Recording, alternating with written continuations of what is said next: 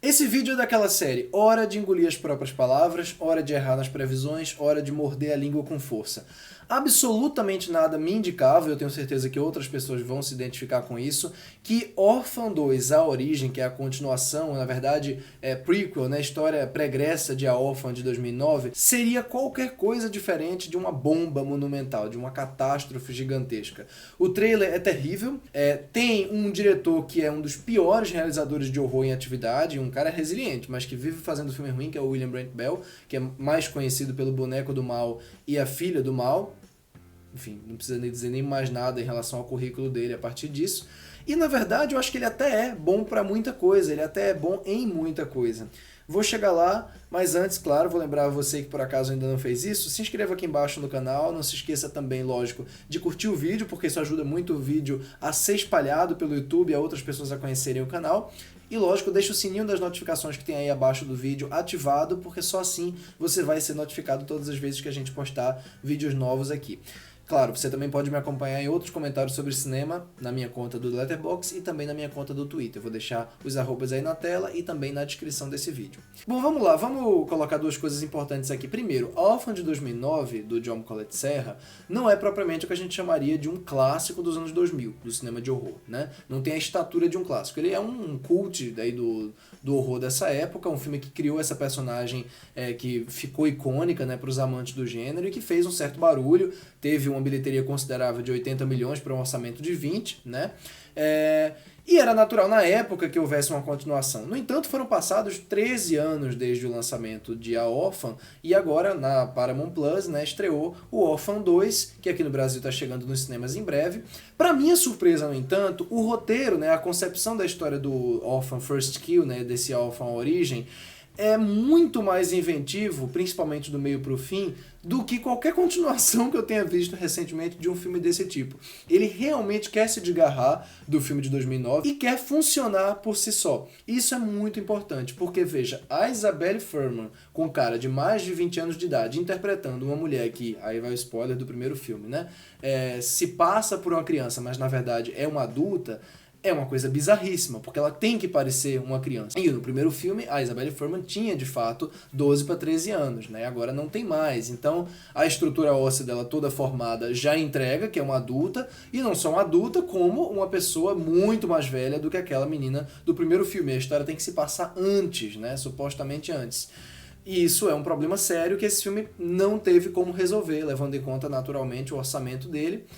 E levando em conta, claro, que acho que ninguém iria querer investir muita coisa num filme que, de um modo geral, é mais desacreditado, né? No momento, no entanto, que você começa a aceitar isso, e sim, é difícil no começo, o filme vai fluindo, né? Você vai parando para prestar atenção em outros problemas muito sérios. Dois eu preciso logo tirar de perspectiva porque são realmente complicados. O primeiro é em relação à direção do William Brent Bell. O Brent Bell, como eu falei, é um cara que tem um currículo péssimo, é um cara que não gera nenhum tipo de expectativa, até é surpreendente que ele tenha feito um trabalho decente em alguns aspectos aqui, mas é uma direção sem nenhum tipo de imaginação visual, e nesse caso aqui, por algum motivo insondável, parece que o filme também tá meio borrado. Eu não entendi exatamente por que essa fotografia que às vezes que oscila entre o fora de foco e o borrado, né, como se tivesse vaselina na lente, o que é uma coisa que não ajuda a criar atenção e nem colabora com nenhum elemento estilístico específico do filme aqui, do universo que ele tá contando. No começo até tem um quê de uma atmosfera mais fria, né, mas o John Collette Serra lidou também com essa atmosfera de inverno, de frio, sem precisar apelar para um recurso, entre muitas aspas, desse tipo. Eu não sei se foi necessariamente uma escolha, se foi, na minha opinião, foi uma escolha muito mal resolvida, de modo geral. E a outra coisa que tem a ver mais com aspectos assim da escrita, e eu não gosto muito de tocar nisso, porque o conceito de furo de roteiro é antiquado e até meio ilógico, nesse caso aqui tem muita coisa que incomoda, tem muita facilitação uma atrás da outra, principalmente na sequência de fuga do começo. É uma sequência cheia de situações absolutamente ilógicas para aqueles personagens naquele contexto, principalmente no momento em que todos os personagens param para procurar uma pessoa e não procuram num lugar em que vão colocar uma personagem. Assim, é uma cena absolutamente aleatória. Assim. Ela tem até um certo efeito sensorial, visual, pela apresentação da personagem, mas na maneira como ela é orquestrada, é absolutamente ridícula, assim, chega a ser risível mesmo. Então, é um começo, é um primeiro ato que reapresenta você essa personagem com algumas ideias legais, mas de modo geral, sem nenhum tipo de inspiração. Parece quase uma paródia daquela personagem, daquela história, o que é gravado, lógico, pela Isabelle Fuhrman com mais de 20 anos de idade. Então, o filme estava mais ou menos nesse pé de médio para baixo durante mais ou menos meia hora, 35 minutos de duração. Até que ele começa a apresentar alguns componentes interessantes. A primeira coisa é que a relação da personagem com os outros personagens na casa, ela é bem diferente logo de cara do que se poderia imaginar. Pra quem não sabe, a Lina, né, personagem que no primeiro filme a gente conheceu primeiramente como Esther, tá presa aqui no sanatório que fica na Estônia, né, e no momento específico do começo ela consegue fugir e vai parar nessa família nova. E a personagem que faz a mãe, que é a Julia Stiles, ela tem uma atitude diferente com relação a Esther, no caso a filha dela, que reaparece misteriosamente depois de ter sumido, que a princípio eu achei estranhíssimo, eu até estava pronto para falar mal desse primeiro momento das duas personagens, porque eu achei pouco climático, achei que faltou muita emoção ali naquele começo, faltou um impacto de um reencontro que deveria ser muito forte, muito impactante. Mas o filme, e aí é que eu vou ter que dizer realmente sem dar spoiler, mas assim, não tem como falar de A Órfã 2 sem citar isso, ele vira literalmente de ponta cabeça do meio pro fim, com uma revelação que, assim, nas mãos de um diretor certo, poderia render um filme absolutamente espetacular. Da forma como fica, o William Brent Bell, o que ele consegue fazer, e aí ele faz bem mesmo, é virar essa abordagem que começa mais quadradinha, mais previsível, só que séria, para uma coisa completamente diferente, para uma coisa camp, para uma coisa trash mesmo, né? Um trash que, na verdade, me lembra muito o cinema de suspense e thriller psicológico dos anos 90, filmes como A Mão que Balança o Berço, né? Thrillers aí do Curtis Hanson e de outros diretores, que lidam com terror e com suspense de maneira às vezes ilógica e sem sentido, mas que tem esse lado mais tosco, que tem um lado assumidamente mais divertido, assim, que sabe se divertir consigo mesmo. E nessa virada, apesar de não ter aqui um estudo nem de longe de personagem, a interpretação da Isabelle Fuhrman ganha muito, na minha opinião, porque ela começa a ser vista sob uma outra perspectiva pelo público.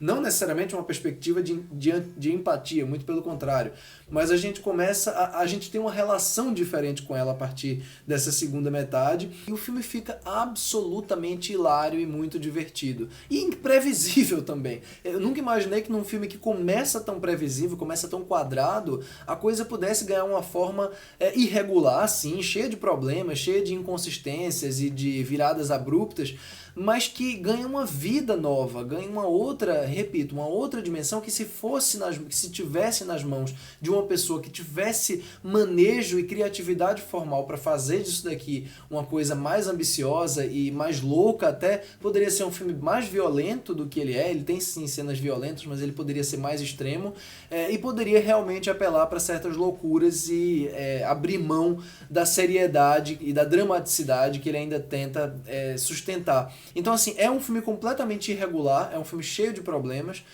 formais, como eu falei, problemas estruturais. Na segunda metade, quando a coisa vai se encaminhando para o fim, você vê que muita coisa ficou ou sem resposta, ou precisando de mais tempo para a gente acompanhar esse novo arco que ele mostra. Eu tô tentando ser vago, mas tá difícil.